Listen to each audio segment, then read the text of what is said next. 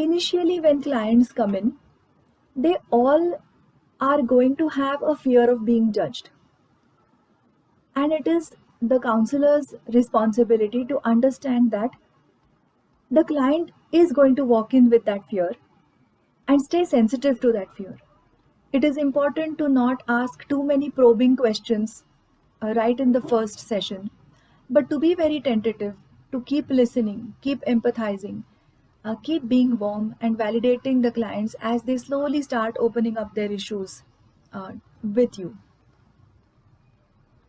Like we just said, strong feelings will come up usually in the middle part of the counseling process. So, in the first couple of sessions, clients might take their own time to begin to trust the counselor, or the rapport building itself takes some time. But in the middle process, when clients become very open and they start talking about issues which are very private, they're very intimate in their lives, strong feelings will emerge. Sometimes it is possible that right in front of the counselor, the both the clients can get into heated arguments, and sometimes voices will be raised. There will be a lot of anger and accusations that are expressed. At such a point, the counselor has to stay non-judgmental and to try to find out where that anger or where that frustration is coming from. For instance, when the client says that it has been like this all these years and I have had no voice in this relationship, that is why I don't see any hope in this relationship and I'm sure that I want to discontinue. When such a thing is expressed, the counselor will have to figure out that part which needs further clarification. For instance, in this sentence, when she uttered that word that I have never had a voice in the relationship, the counselor can make use of that opportunity and probably paraphrase it, saying that I can see that you are very frustrated right now, and it looks like you have reached the end of the line. And you said that you have always felt as though you have had no voice in the relationship.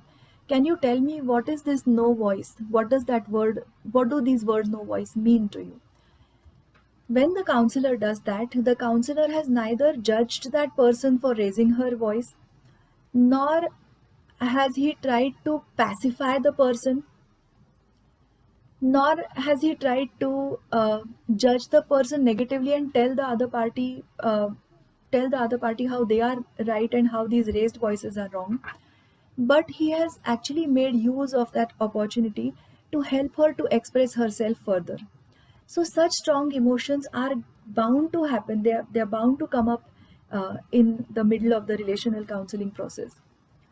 At that point, it is also quite likely that the counselor's own early experiences of conflict might get re-triggered, and that is one of the reasons that many counselors really shy away from this, from doing the work of relational counseling. Many of them feel very scared about being able to maintain that calm in the face of heated arguments that come up. This is very likely because as counselors, we also have our own past experiences. Chances are that we have also had a lot of unresolved issues from our own past, and probably something that has told us to always avoid conflict as far as possible. And so, any conflict in the middle of the relationship is shunned, or we try to avoid it and try to keep it very toned down. Hmm?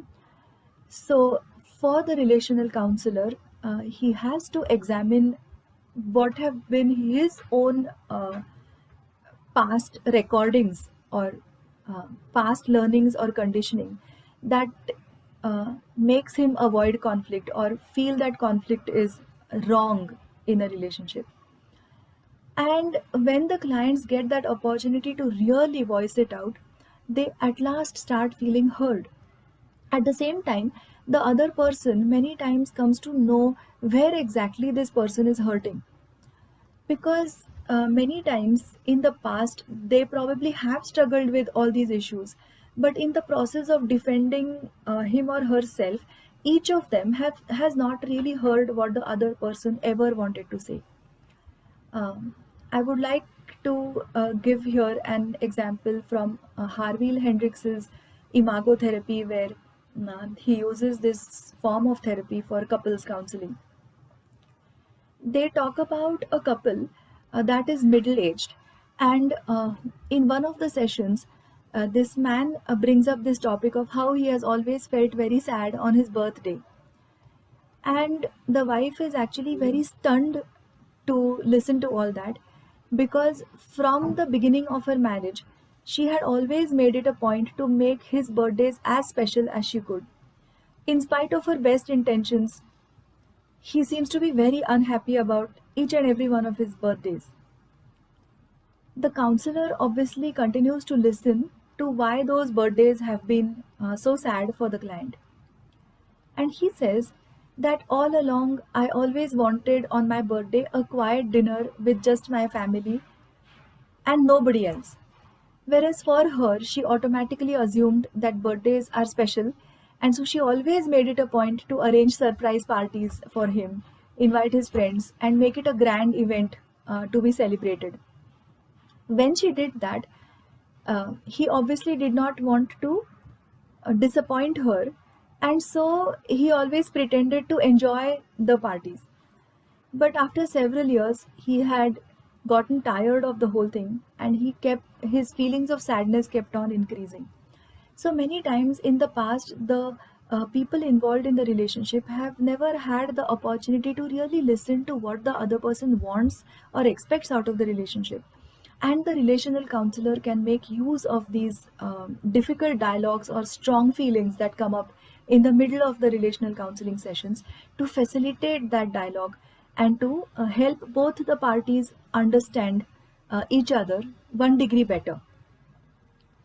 It is quite an art to make confrontation as well as acceptance of both the parties felt at the same time. So we are confronting the issues, we are inviting the clients to talk about those issues at length, and at the same time, we are conveying that our total acceptance of those feelings. The relational counselor will make an effort to validate where those feelings have originated from, and also allow the other person um, to express his or her share of difficult emotions because of one person's disappointments, hurts, or anger. Slowly and steadily, both the parties come to an understanding of where the other person is hurting. Week after week, when they come back for their counseling sessions, they start to tell the counselor where things have slowly begun to improve. In narrative therapy, which again is used many times for work with couples and in all kinds of relationships, actually, the counselor will always make an effort to listen to exceptions. For instance, if one of the clients says that there has been no improvement in the last several weeks, things just continue to be as messy at home, and I'm never able to tell him anything that I really want to convey and all, and he continues to be indifferent to me.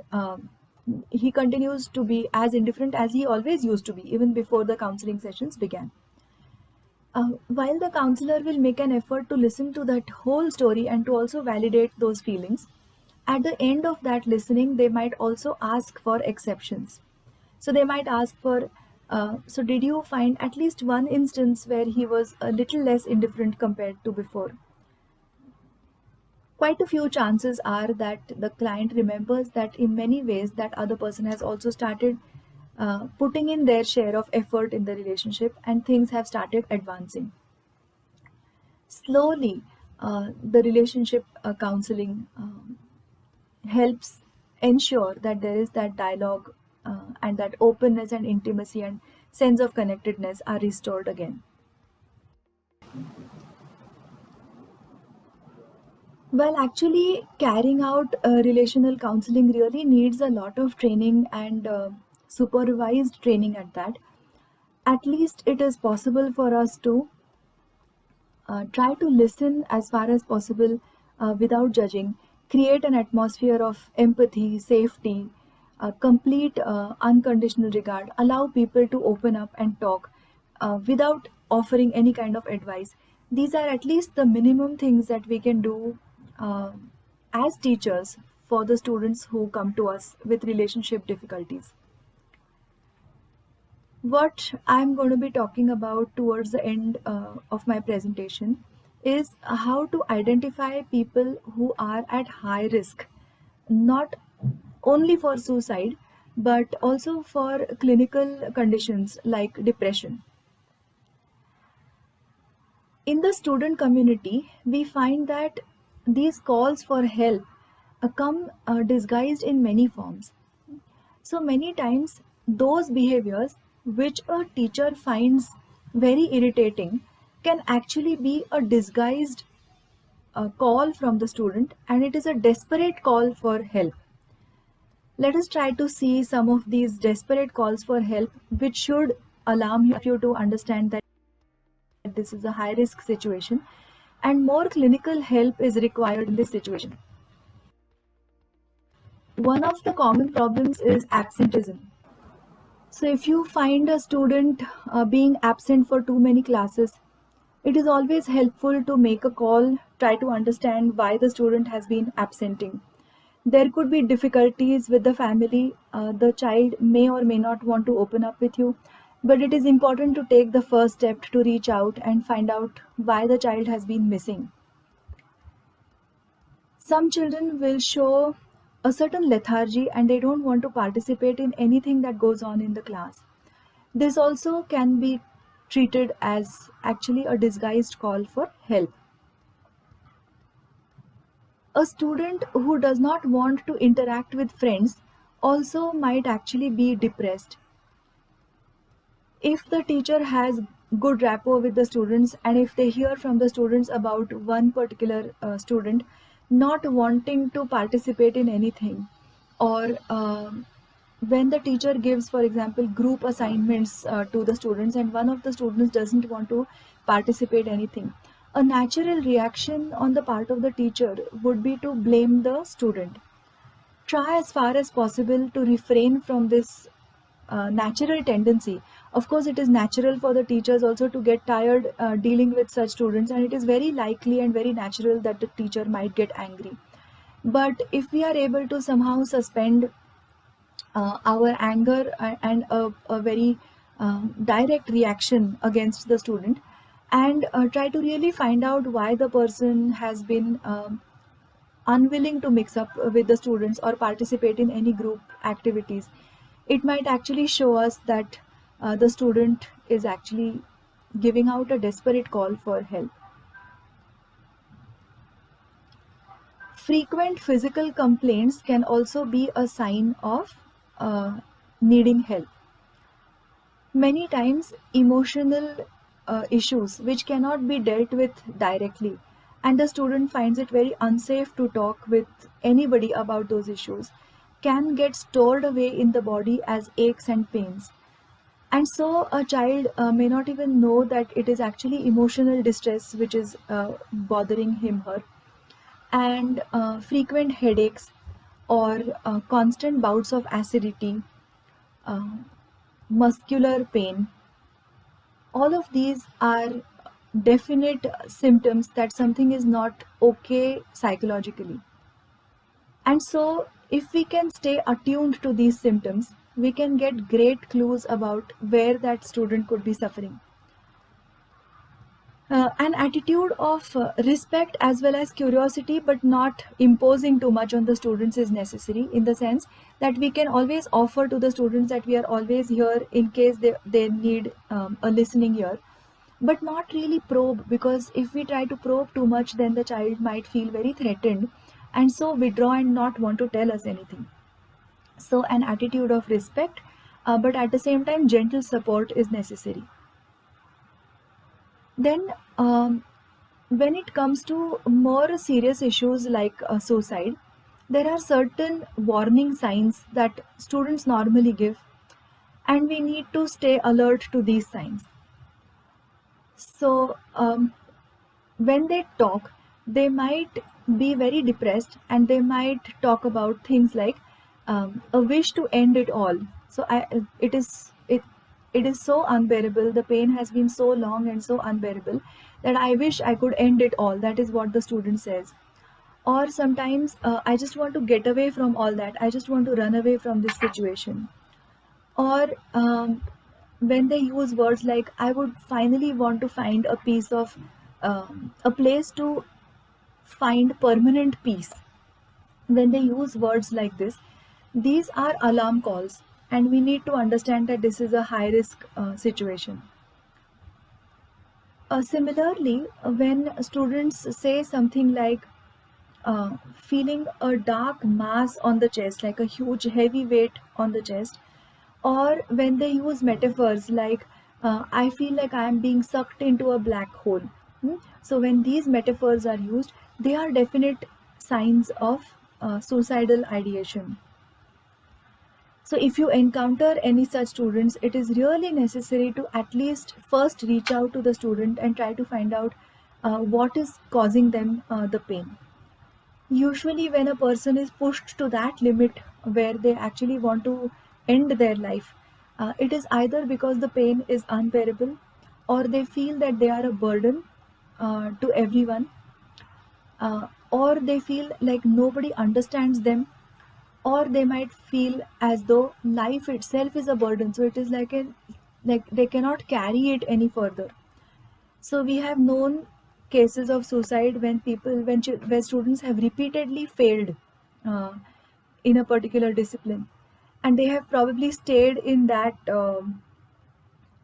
grade for 2 3 years, and they try several attempts but they cannot clear that exam, and then the frustration becomes too much and unbearable. And at the same time, they have probably even lied to their parents, and that guilt of not having told that academically they are not doing well, that also can get to them. At some point it becomes unbearable, and then they take that final drastic step. Then, if you open that dialogue with the student, and while talking, they actually tell you that they have made some definite plans.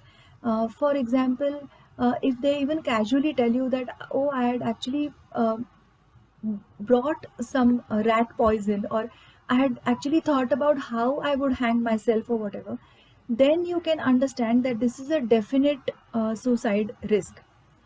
Usually, thoughts of killing oneself happen to people even when they are going through a certain trough in their life, and it may not necessarily always herald uh, an act of committing suicide or attempting suicide. But when the person talks about making definite plans, so they know the means with which they want to kill themselves, then it can be a sign that they have really planned it through and they might execute it. Many people also feel that if a person has once attempted suicide and then they have landed in the hospital and everything, then they may not ever do it again in their life. The reverse is true. People who have attempted suicide are many times more likely to uh, attempt again, and usually the second attempt can be lethal. Like in the second attempt, they can use more lethal means to kill themselves. So, if a person has attempted suicide once, then also you cannot take that person's signs of uh, like these signs of plans or their talks about life is unbearable very lightly. You will have to treat it as urgent and as high risk.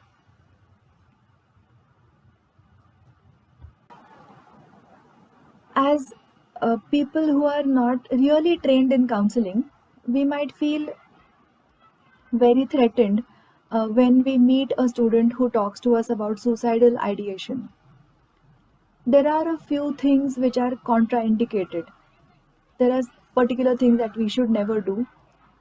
One of the things that we should not do when a student tells us about their plans to commit suicide is uh, pep talk, how to be positive, adopt a positive attitude in life. These are the talks that don't really appeal to the person when they are in that frame of mind. For us, it might feel like instinct. Instinctively, we are pulled in the direction of wanting to save that life, or doing our level best to do to save that life. But actually, giving pep talk is the last thing that that person wants to hear. So they may not feel validated at all when we try to tell them, just think positively, life can be beautiful, you will sail through, nothing is permanent, this phase also will pass, everything will work out very well for you and all, because it doesn't feel real to the person. So as far as possible, avoid giving pep talk. Second is, many people feel that shaming the person for even thinking such thoughts. So why did you never ever think of your parents when you thought such thoughts? Or you would regret it later, or you would stand out as a coward because you could not face the difficulties of life. Uh, Such shameful, making the person feel ashamed of even entertaining such thoughts. This is a strategy that people use because they feel that um, that might challenge the person to rise over their difficulties. But for a person who is already depressed and for whom life really does not look promising at all, this particular method of dealing with their problems has the exact opposite effect, and they feel as though they don't want to listen to any such thing, and they also start feeling that maybe this other person does not understand me at all. Then there is also another thing that we should avoid doing, and which is patronizing and telling the person that I also went through such a difficulty, but see, look how I handled it. That is another thing that many um, people who feel that natural instinct to do any and everything to save the person from committing suicide, they feel that natural thing to tell them that, yeah, even I went through this kind of a difficulty and I did not take this easy path of exiting from this world and killing myself, but see how I dealt with it bravely. So these kind of things have to be definitely avoided. What we will have to do is to really be patient and give the person as much listening as we can. Now, finally, there are these agencies that we can contact if we feel that it is beyond our capacity to handle a depressed student. Many times, either a student who is very depressed or very angry, or especially somebody who is entertaining suicidal thoughts, we feel that it is really beyond our capacity to handle that, and it is right and natural because we are not trained counselors. And at that point, it is very important to seek professional help. Now, as far as suicide especially is concerned, there are agencies that can be contacted. For example, suicide prevention helplines. So there are helplines that run 24/7. Connecting is one such helpline that runs 24/7, and it's also a toll-free helpline, so that can be contacted.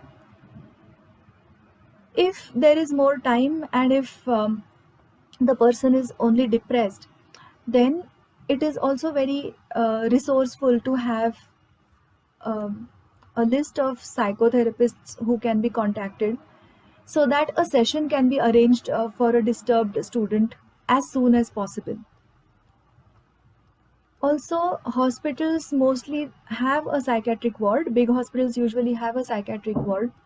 If such a facility is available in a hospital, the person can be, of course, suggested. We can only suggest that you should seek help from a professional.